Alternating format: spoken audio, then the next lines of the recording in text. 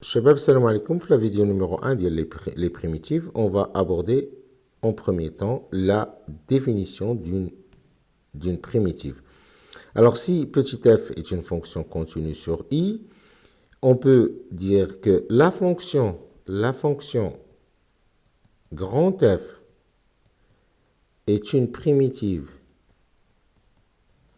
de f sur i, si et seulement si, pour tout x de i, f', grand F' de x est égal à f de x. C'est bon? Donc, f, grand F est une primitive de petit f si la dérivée de grand F est égale à petit f de x. Alors, une propriété, si f est une primitive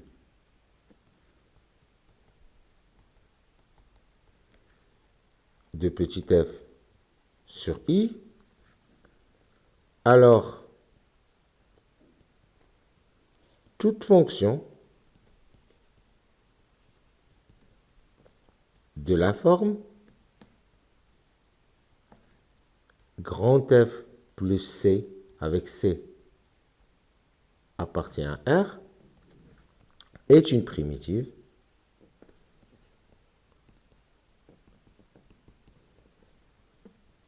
de petit f sur le même intervalle i. OK?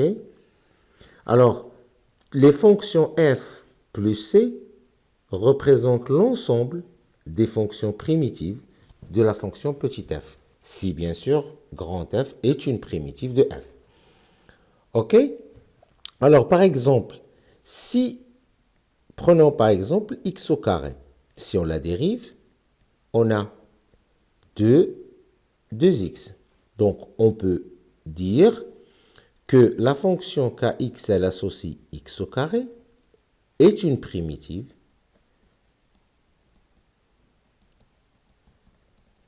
de f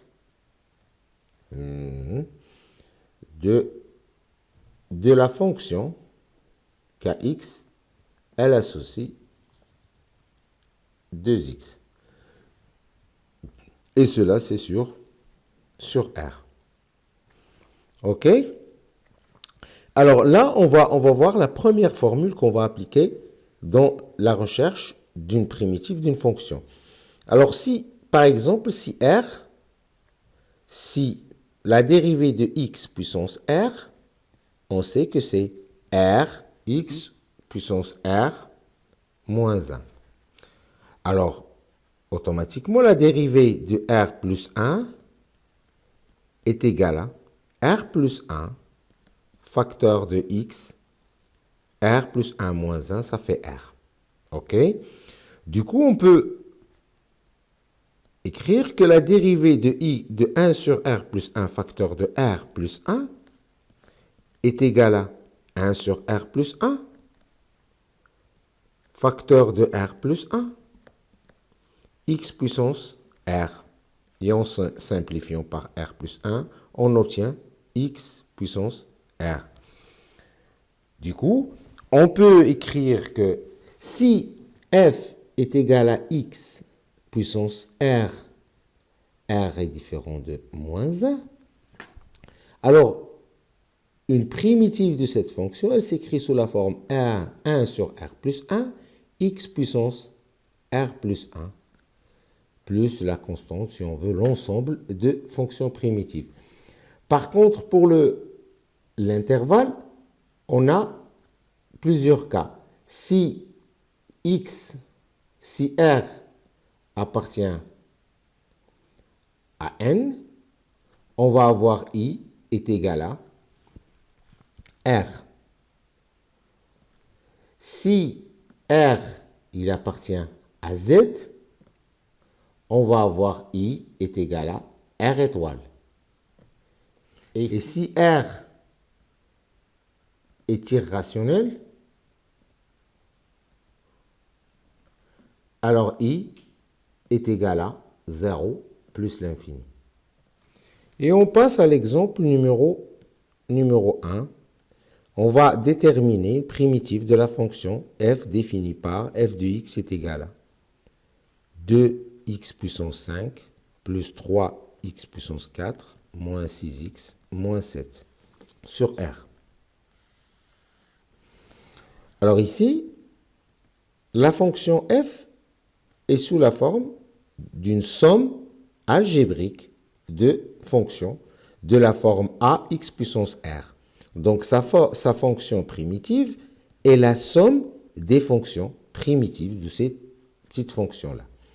Ok, donc on a deux facteurs.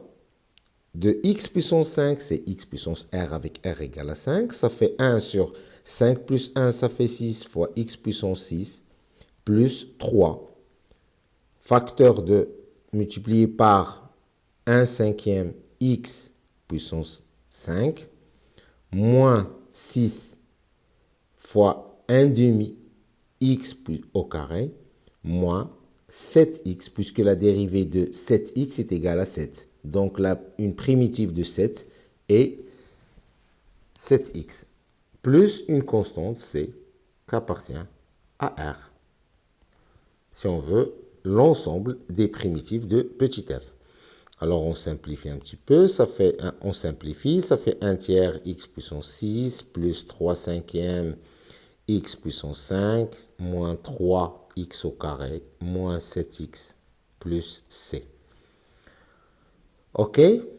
Exemple numéro 2. f de x est égal à x puissance moins 3 plus 1 sur x au carré plus 2. Alors là, on va chercher une primitive sur R étoile. Donc ça nous fait, on peut écrire aussi x puissance moins 3 plus x puissance moins 2 plus 2. Donc une primitive de petit f est égale à 1 sur moins 3 plus 1, ça fait moins 2, x puissance moins 2 plus 1 sur moins 1, x puissance moins 1 plus 2x.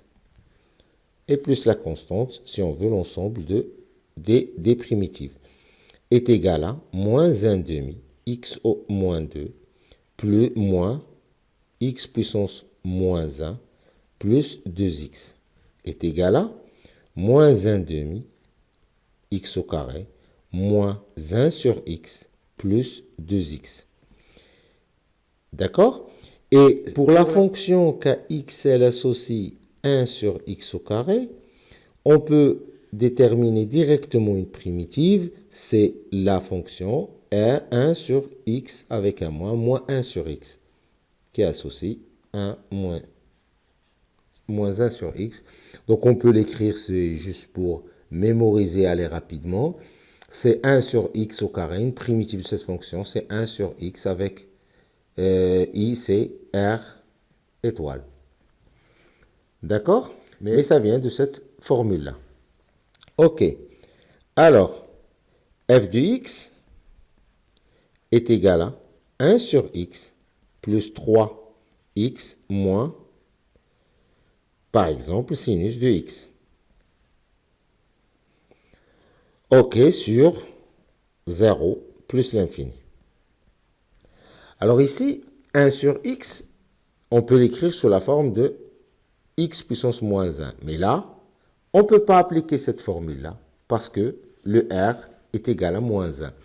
Alors ici, on a déjà vu dans le logarithme népérien que la dérivée de ln de x est égale à 1 sur x sur 0 plus l'infini. Donc, une primitive de 1 sur x sur 0 plus l'infini est la fonction logarithme. Et on va écrire la formule, c'est une primitive de 1 sur x, c'est ln de x sur r étoile plus 0 sur 0 plus l'infini. D'accord? Et on peut même généraliser cette formule-là en mettant que une primitive de 1 sur x est ln de la valeur absolue de x sur R étoile. C'est bon? OK. Donc, pour notre fonction, une primitive de cette fonction, elle s'écrit sous la forme ln de x, puisqu'on est sur 0 plus l'infini, la valeur absolue de x est égale à x, plus 3 demi x au carré. Et la fonction sinus, on sait que la dérivée de sinus de x est égale à cosinus de x, et la dérivée de cosinus de x est égale à moins sinus de x. C'est bon? Du coup, la dérivée de sinus, ou plutôt cosinus de ax plus b est égale à combien? Est égale à moins a sinus de ax plus b. Donc une primitive de sinus de ax plus b sur R est moins 1 sur a cosinus de ax plus b. Et une primitive de cosinus de ax plus b est 1 sur a sinus de ax plus b sur R. C'est bon? Alors, revenons à notre fonction. Moins, une primitive de moins sinus de x, ou moins, une primitive de sinus de x, c'est moins 1 sur 1, c'est 1, cosinus de x, donc c'est moins cosinus de x. Du coup, notre fonction, une primitive de notre fonction est égale à 3 demi x au carré plus cosinus de x. Et si on cherche à avoir l'ensemble des primitives, on ajoute une constante c qui appartient à R. C'est bon? Alors, exemple suivant. On considère la fonction f de x qui est égale à racine cubique de x plus 1 sur x plus cosinus de x, de 2x. OK, sur R étoile plus. On va chercher une primitive de cette fonction sur cet intervalle. Alors ici, notre fonction, on peut l'écrire sous la forme de 1 x puissance 1 tiers plus 1 sur x plus cosinus de 2x. Alors, pour une primitive de f, elle s'écrit sous la forme 1 sur 1 tiers plus 1 x puissance 1 tiers plus 1 plus une primitive de 1 sur x, c'est ln de x, plus une primitive de cosinus de ax plus b, c'est 1 sur a, donc c'est 1 demi sinus de ax plus b, c'est sinus de 2x, plus c, tel que c appartient à R. OK, et on peut simplifier. Ça, c'est 3, c'est 4 tiers, donc c'est 3 sur 4, x puissance 4 tiers, plus ln de x, plus 1 demi sinus de 2x, plus la constante c, une constante c. OK, et on peut simplifier ça, mais ce n'est pas le but de notre vidéo aujourd'hui. Alors, f de x est égal à 1 sur racine de x plus moins exponentielle de 3x. Ici, alors, on peut simplifier cette écriture en écrivant x puissance moins 1 demi moins exponentielle de 3x. Alors, pour avoir une primitive de f, c'est f de x est égal à 1 sur moins 1 demi plus 1, ça fait 1 demi. X puissance 1 demi. D'accord? Alors, moins. Alors, on sait que la dérivée d'exponentielle de ax est égale à a exponentielle de ax. Donc, la dérivée de 1 sur a exponentielle de ax est égale à 1 est égale à exponentielle de ax. Donc, une primitive d'exponentielle ax, elle peut s'écrire sous cette forme-là. Donc, c'est 1 sur a exponentielle de ax sur r. Donc, une primitive de exponentielle de 3x est égale à 1 tiers exponentielle de 3x. Ça nous fait 2 x puissance 1 demi, c'est racine de x, moins 1 tiers exponentielle 3x. Donc là, cette primitive, on l'a obtenue en utilisant cette formule, mais on peut retenir que en dérivant racine de x ou 2 racines de x, on obtient 1 sur 2, 2 sur 2 racine de x, qui fait 1 sur racine de x. Donc, une primitive à 1 sur racine de x est égale à, elle peut s'écrire sous la forme de 2 racine de x sur r plus étoile. Du coup, là, cette fonction-là est la primitive de cette fonction sur 0 plus l'infini.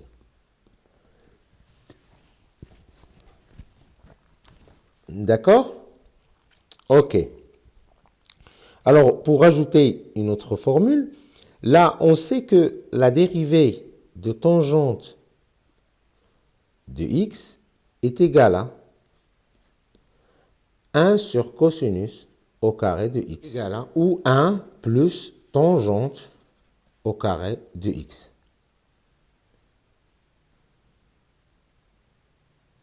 Donc, une primitive de 1 sur cosinus au carré de x ou de 1 plus tangente au carré de x est bien tangente de x sur le domaine de définition de tangente qui est r moins pi sur 2 plus k pi tel que k appartient à z. J'espère que c'était clair et je vous donne rendez-vous pour la vidéo numéro 2. À bientôt. Au revoir.